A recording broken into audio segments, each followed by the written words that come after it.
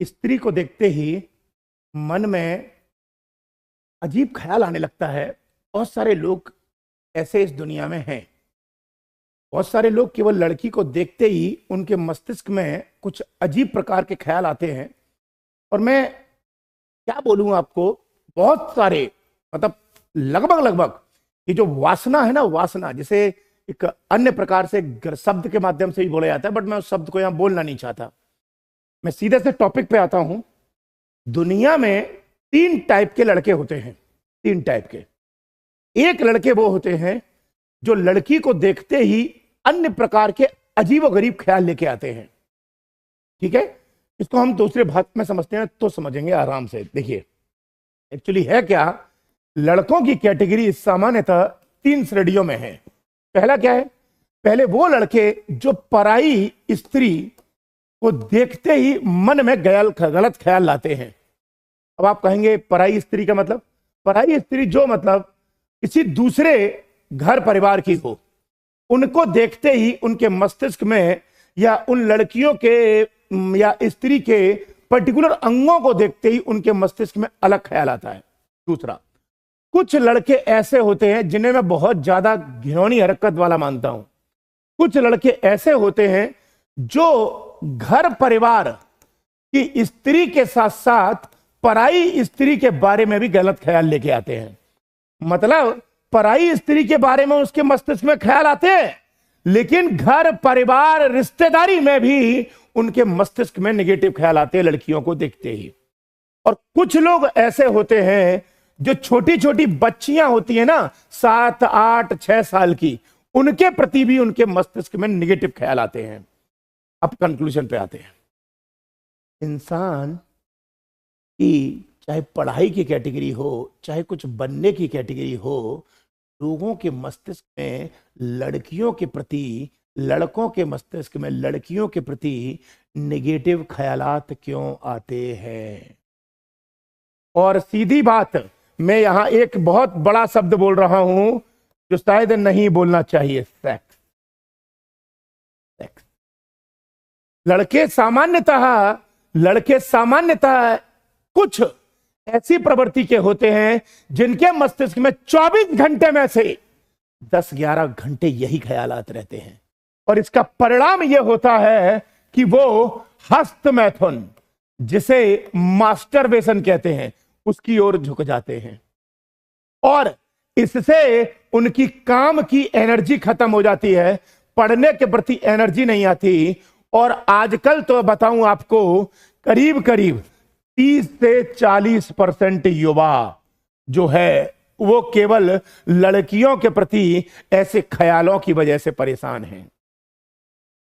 ख्यालों की वजह से परेशान है। किताब खोल के बैठा है, पढ़ाई कर रहा है कि प्लेट टेक्टोनिक सिद्धांत क्या होता है, संसद क्या होती है, सुप्रीम कोर्ट क्या होता है, बाबर ने कैसे पानीपत का युद्ध लड़ा, पढ़ाई कर रहा है। तब तक ख्याल में आ गई जो बगल वाली आंटी हैं वो कितना बढ़िया लगती हैं, उनके कपड़े कितने बढ़िया लगते हैं। और ऐसे ही ख्याल जब मस्तिष्क में बार बार आते हैं तो सामान्यतः जीवन बर्बाद होता है, जीवन बर्बाद होता है।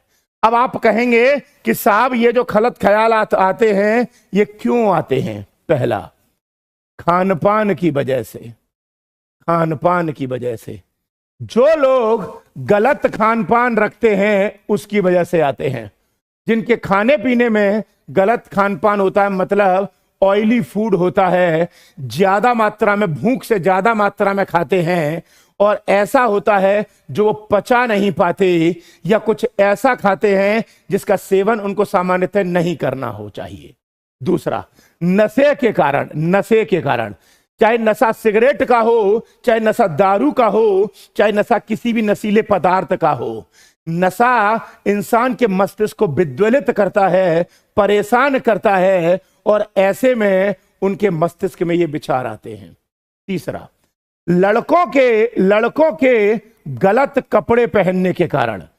रात के समय जब लड़के सोते हैं तो कुछ ऐसे वस्त्र पहन लेते हैं जो सामान्यतः है उनको नहीं पहनना चाहिए। अब मैं डायरेक्ट नहीं बोलूंगा क्योंकि ऑनलाइन यूट्यूब चल रहा है। ये लड़के कुछ रात में ऐसे कपड़े पहन लेते हैं जो सामान्यतः उनको नहीं पहनने चाहिए।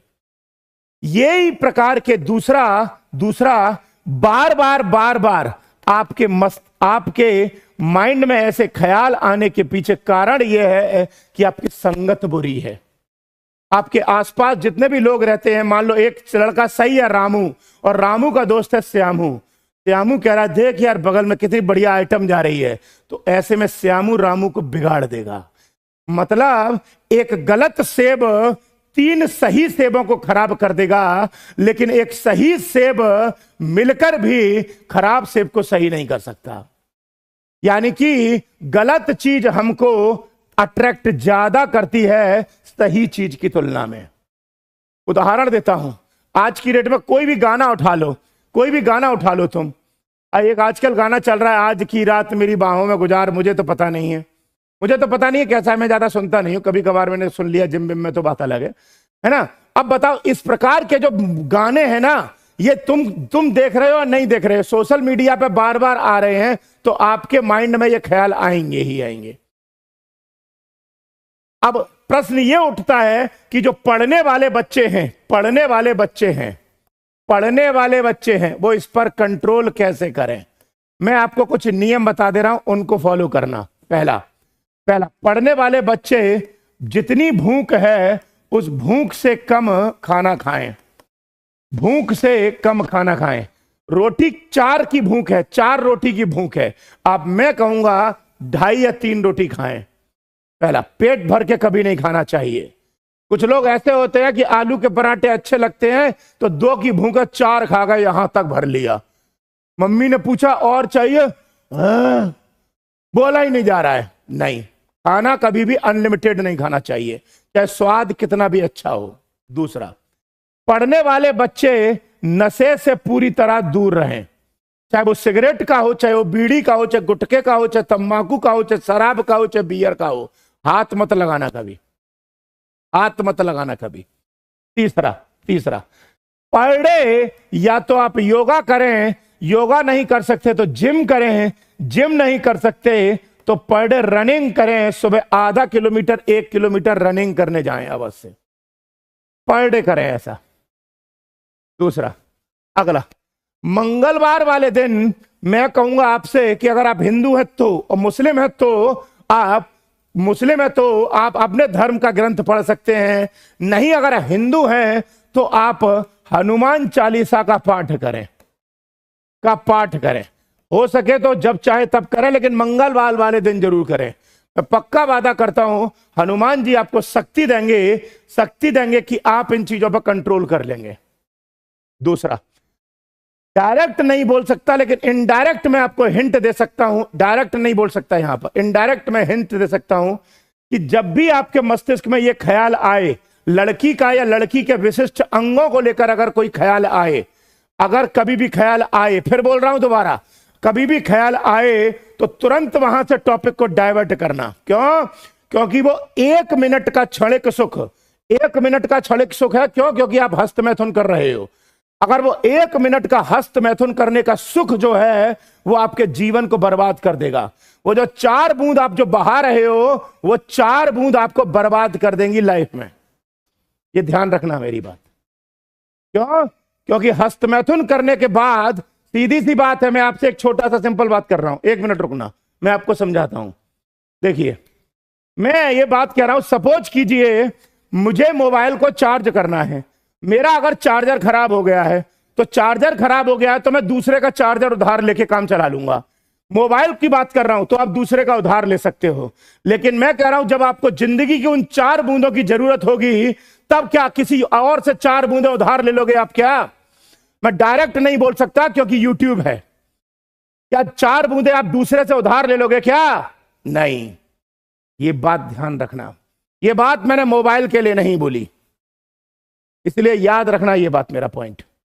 कभी भी ऐसा नहीं करना है, ध्यान रखना। कभी भी गलत ख्याल मस्तिष्क में आए, मान लो इस वक्त आप में किसी को देखकर हस्तमैथुन की प्रवृत्ति पैदा हो रही है, तो तुरंत भाग के जाओ और थोड़ी सी दौड़ लगा लो। ज्यादा कुछ नहीं हो रहा तो उठक बैठक लगा लो, ज्यादा नहीं कुछ हो रहा तो 5-10 पुशअप्स लगा लो। आपके अंदर नई एनर्जी आएगी, इससे आपका मोटिवेशन बढ़ेगा। ये बात समझ में आ रही होगी आपको। मैं आपको सभी पढ़ने वाले बच्चों को राय देना चाहूंगा कि कृपया करके इन चीजों को फोकस करो, फोकस करो, पढ़ाई के प्रति बनो, आप टारगेट कमिटेड बनाओ अपने आप को। आप ये सब गलत संगत में ना पड़ो बच्चों। और हाँ, आपको समझ में आ गया होगा क्यों गलत ख्याल आते हैं। ये देखो कच्चा बादाम लिख रहा है। ये आजकल जो सोशल मीडिया पे जो रील चल रही है ना, कच्चा बादाम, बहुत सारी लड़कियां ऐसे ऐसे कपड़े पहन के आ जाती हैं, कमर मटकाती हुई, लेफ्ट राइट होले। ये सब देखना बंद कर दो। ये सोशल मीडिया नरक का दरवाजा खोल रहा है, इसलिए कृपया करके ऐसा ना करें। और हाँ, जितने भी पढ़ाई वाले बच्चे हैं उन सबको बता दूं, तुम एक टारगेट बनाओ, तुम एक ख्वाब बनाओ कि मेरे को आईएएस बनना है, आईपीएस बनना है, इनकम टैक्स कमिश्नर बनना है, इनकम टैक्स इंस्पेक्टर बनना है।